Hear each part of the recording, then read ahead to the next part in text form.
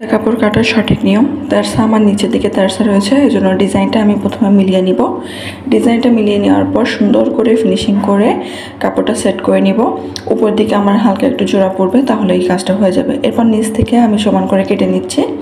কাটার পর ডিজাইনটা আমার অলমোস্ট রেডি। উপর দিক থেকে আমার বগল প্লাস ফুট গলা 7 ইঞ্চি পরিমাণ সেটা দিয়ে নিলাম। বডি হচ্ছে 10.5 ইঞ্চি পরিমাণ, 14 ইঞ্চিতে একটা মার্কিং, 21.5 ইঞ্চিতে একটা মার্কিং, তারপর 10 ইঞ্চি, এখানে 10.5 ইঞ্চিতে মার্কিং করে দেন হচ্ছে দাগগুলো মিলিয়ে নিলাম, 1 ইঞ্চি এক্সট্রা নিলাম। এখন বগলের কাট করে নিলাম। এখন মার্ক অনুযায়ী আমি কাটিং করে নিব। আর নিচের ঘেরের অংশে আমি 13.5 ইঞ্চি পরিমাণ নিয়েছি। উপরের দিকে দেখুন টুকরা কাপড় আমার বগলের অংশে 3.5 ইঞ্চি পরিমাণ থাকবে, বাকি 3.5 ইঞ্চি পরিমাণ গলায় যাবে। আর লম্বা দিকে 5 ইঞ্চি পরিমাণ নিলাম। এই 3.5 ইঞ্চি পরিমাণ আর 5 ইঞ্চি পরিমাণ এই টুকরা কাপড়ের জন্যই আমার জিনিসটা পাকা হয়েছে।